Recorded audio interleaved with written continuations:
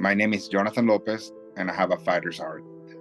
When you have a fighter's heart, I believe that means when you have the courage to keep going, regarding of the circumstances.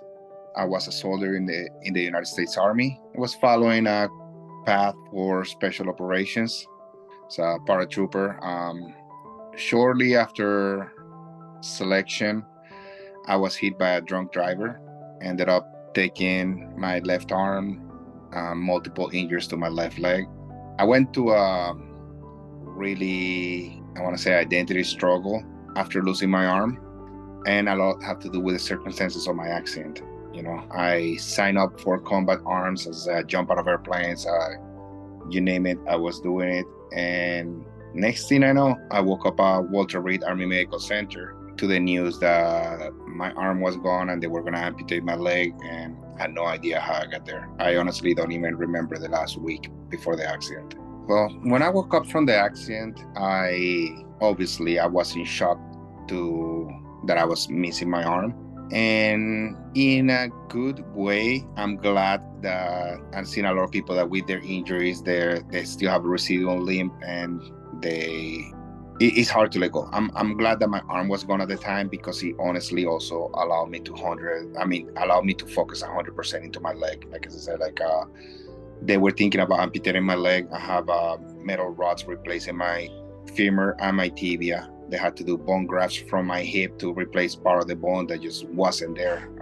In my femur was an open fracture, which is when the bone actually comes out through the skin. They thought they were gonna amputate my leg, and even after they saved my leg through the rods, they continued to say that I wouldn't walk again without any sort of aids or whatever. So the fact that I was missing my arm, he allowed me to focus 100% into my leg. I was like, the arm is gone. There is nothing to cry about there. I'm gonna walk again. That's not happening. I'm not losing 2 limbs. I wiggled my toes. That's all I needed. That was all the hope that I needed. I was able to move my toes, and I was like, my leg is connected right there. It's going to heal. Some way or another, one is going to heal. I spent a great amount of time in the wheelchair at the hospital.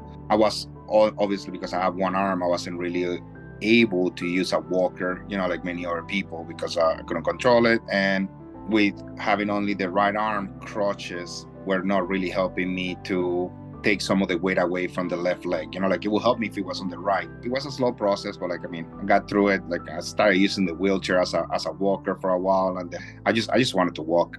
There's one thing about sitting down, another one is being in a wheelchair constantly. The world changes perspective. Looking up all the time is very different. Rehab was very gruesome.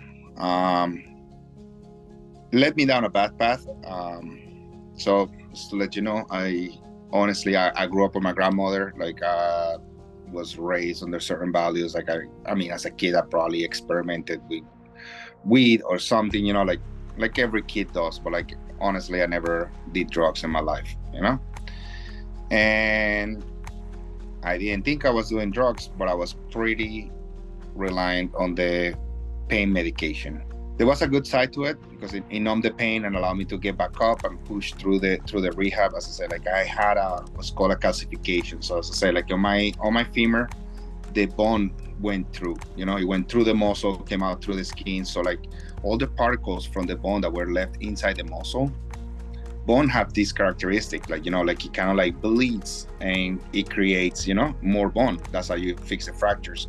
So I had a big lump of bone inside my quad, and it actually, through the pain medication, allowed me to push through it, but I became pretty dependent on it, which actually led me down a bad road.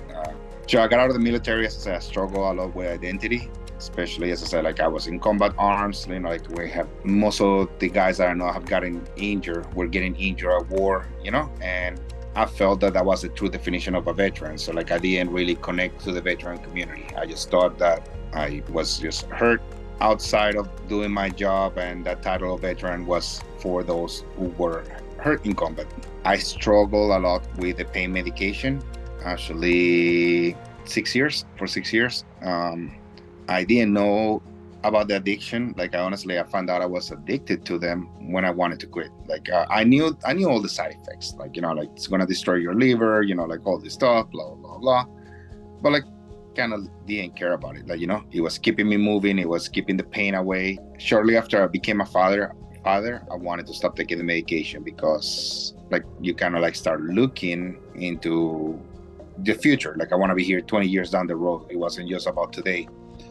And dude, that was the worst process. Like when I tried to quit the medication is when I realized how much I rely on it, and it was just a roller coaster. Like I wouldn't take it for 3 days because I'm gonna quit doing it, and then the following 2 days I was in so much pain that I would take more than it was prescribed. So it was a dark road. It led me to an attempt suicide, and when I woke up again in a hospital because I fell through that one.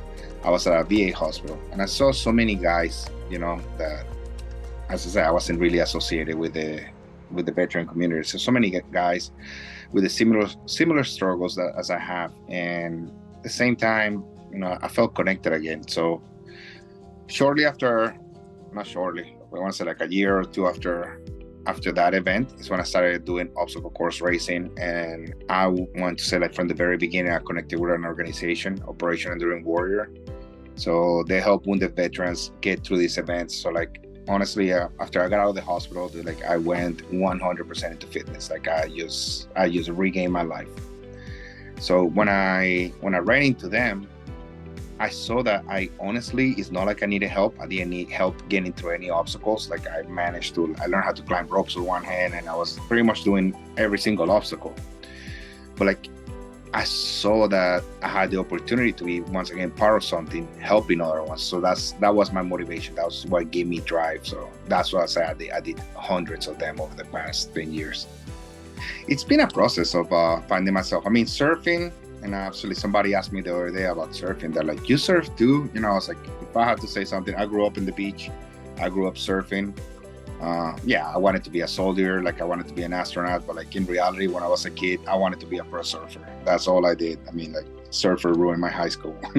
I surfed my entire life, and it's therapeutic. I've actually been able to connect lately with organizations that help wounded veterans get back in the water. So it's awesome getting after it. There is something therapeutic, peaceful about surfing. Archery. 2020, part of I want to say like everybody, like the pandemic changed your life. Like for me, I have picked up a bow from a friend. He had it in the garage, had a bunch of arrows, and I was just shooting for fun.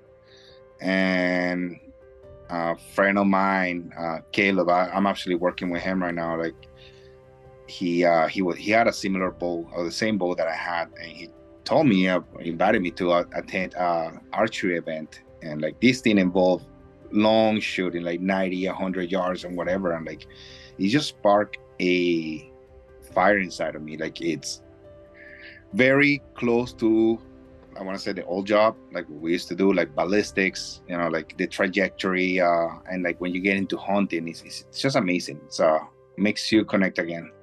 My biggest achievement, like you said that, and at the beginning I would have said, I don't know, something like one of those 60 hours endurance races and stuff like that. But I think honestly, no, like my biggest achievement has been being a father. Like I raised my kids on my own. Went through a dark part in my past. I was able to overcome it. Unluckily, their kid's mom didn't. She passed away a few years ago, and I raised those kids, like against all odds. Like not against all odds, because I honestly, and I always tell people, like I'm pretty lucky. I'm retired. I'm able to to do this for them. Like, like when a lot of people are like, "Yeah, you're amazing." I'm like, no, I'm not. Dude. You want to see somebody amazing? Look at a working single mom that, has to do exactly what I'm doing, but doesn't have all day. Like, like I love 8 to 4. Like the times that they're in school is like when I'm like, let me breathe, like there's so many mothers out there and fathers that they don't have that opportunity. They have to do exactly what I do, and 8 to 4 they're working, a 9 to 5. Some advice, and I'm not gonna say I learned, I'm still learning it, is forgiveness for yourself, forgiveness for others, just being able to just accept and forgive. Like I think that was probably the most life-changing advice that I can give myself. Like for many years, even post the accident, I was upset. Like, and you can be upset like without blaming life, blaming the circumstances, blaming so much, like in my case, like even blaming the driver, who caused the accident. And like, like what, a few years ago, I remember, and actually had a post about it, like that was like something like, I hope he sees this, I hope the person that did this sees this to probably like know that he didn't kill me or that my life wasn't over. Because like, you know what, if I had to choose between being the one getting hit or hitting somebody, I'll take being hit any day of the week. Like, I cannot imagine what it is to live, like, you imagine going back home and knowing that you left somebody in the highway, to bleed. Like, is he dead? Is he alive? What is their life like right now? Being able to forgive was probably the biggest thing. And that's all across the board.